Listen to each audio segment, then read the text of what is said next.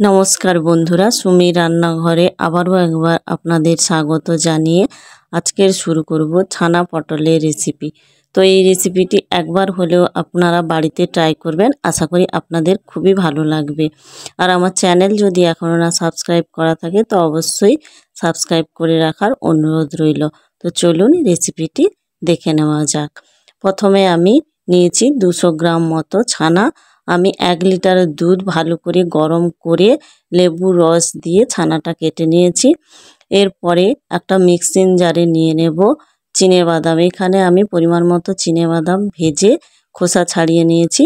আর নিয়ে নেব একটা মিডিয়াম সাইজের টমেটো, আর নেব পরিমাণ মতো আদা।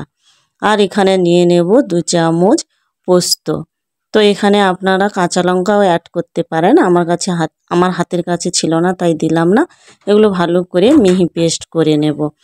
এরপরে আমি এখানে 10 থেকে 12টা নিয়েছি পটল। পটল ভালো করে ধুয়ে খোসা ছাড়িয়ে হাফ করে কেটে নিয়েছি। এই যে দেখুন 2 টুকরো করে কেটে নিয়েছি। আপনারা দেখে নিশ্চয়ই বুঝতে পেরেছেন বন্ধুরা।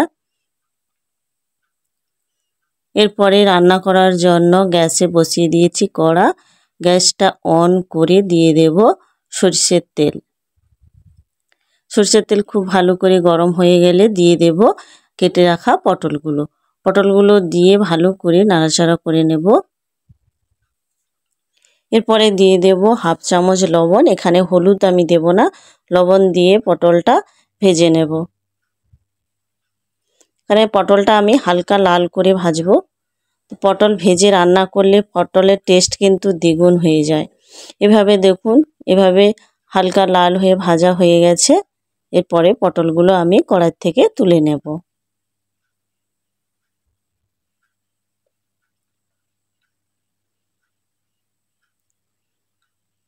সবগুলো পটল তুলে নিয়ে আবারও কড়াইতে দিয়ে দেব সরিষার তেল।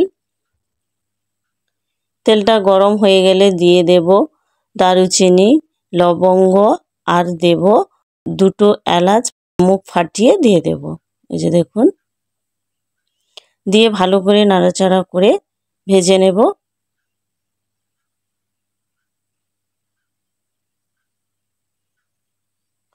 এরপরে দিয়ে দেব সামান্য হিং। হিংটা যদি আপনাদের হাতের কাছে থাকে দেবেন, না থাকলে নাও দিতে পারেন। দিয়ে ভালো করে নাড়াচাড়া করে মশলাগুলো ভেজে নেব আমি। ভাজা হয়ে গেলে মশলা থেকে একটা মিষ্টি গন্ধ বেরোলেই এরপরেই দিয়ে দেব আগে যে আমি পেস্ট করে রেখেছিলাম মশলাগুলো, ওই মশলাগুলো দিয়ে দেব।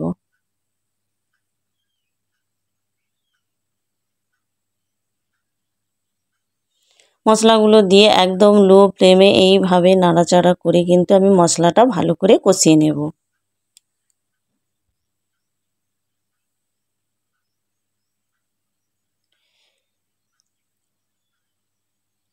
1 থেকে 2 মিনিট ধরে মশলাটা এইভাবে আমি কষিয়ে নিয়েছি। যে দেখুন, এইভাবে কিন্তু অনবরত নাড়াচাড়া করে মশলাটা কষিয়ে নিতে হবে। এরপরে এইভাবে মশলা থেকে তেল বেরিয়ে এলে এরপরে আমি গুঁড়ো মশলাগুলো অ্যাড করে দেব।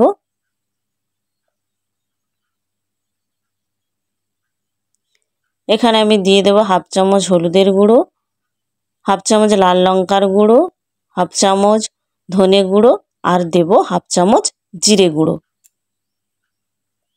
দিয়ে আবারও আমি ভালো করে কষিয়ে নেব। আর দেব এখানে হাফ চামচ চিনি আর স্বাদ মতো লবণ। এবার ভালো করে আমি সব মশলাগুলো মিশিয়ে নেব। এভাবে মেশানো হয়ে গেলে তলায় যাতে মশলাটা লেগে না যায় তার জন্য আমি সামান্য একটু জল দিলাম। ওই মিক্সিং জারটা ধুয়ে কিন্তু আমি জলটা দিলাম। দিয়ে আবারও এইভাবে নাড়াচাড়া করে আমি 1 মিনিট মতো লো ফ্লেমে মশলাটা কষিয়ে নেব।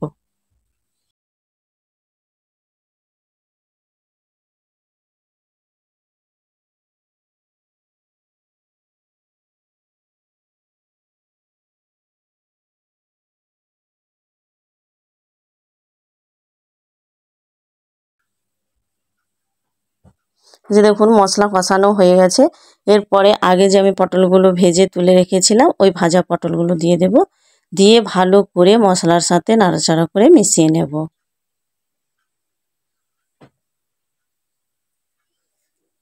এরপরেই দিয়ে দেব আমি ছানাগুলো দিয়ে দেব। ছানাগুলো দিয়ে ভালো করে নাড়াচাড়া করে আবারও আমি 1 মিনিট মতো সবগুলো ভালো করে কষিয়ে নেব।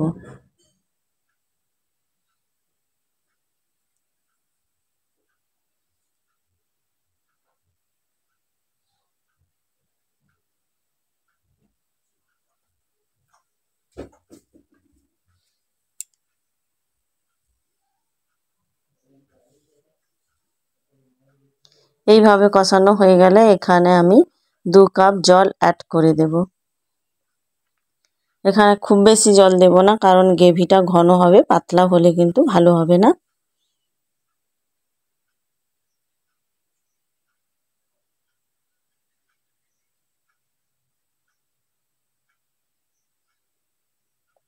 জল দিয়ে আবার আমি 2 থেকে 3 মিনিট মিডিয়াম ফ্লেমে রান্না করে নেব।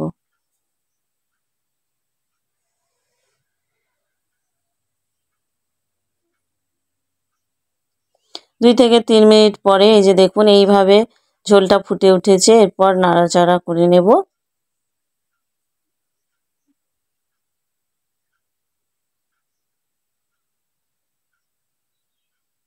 তো এই রেসিপিটি আপনারা ভাত, রুটি, লুচি কিংবা ফ্রাইড রাইস, পোলাওর সাথেও খেতে পারেন, খুবই ভালো লাগবে। এরপরে আমি অ্যাড করে দেব এখানে 1/2 চামচ মতো গরম মশলা আর দিয়ে দেব 1/2 চামচ মতো ঘি। তো ঘিটা অপশনাল, আপনারা দিতে পারেন নাও দিতে পারেন। দিয়ে আবারও ভালো করে মিশিয়ে নেব। মিশিয়ে 10 মিনিট স্ট্যান্ডিং টাইমে ঢাকা দিয়ে রেখে দেব। তারপরে কিন্তু আমি পরিবেশন করব। তো আমার এই রেসিপিটি কেমন লেগেছে আপনারা কমেন্ট করে জানাবেন, আর ভালো লেগে থাকলে একটা লাইক করে দেবেন। তো আজকের এই পর্যন্ত, দেখা হবে অন্য কোনো নতুন রেসিপিতে। ভালো থাকবেন, সুস্থ থাকবেন। এতক্ষণ ভিডিওটি দেখার জন্য ধন্যবাদ।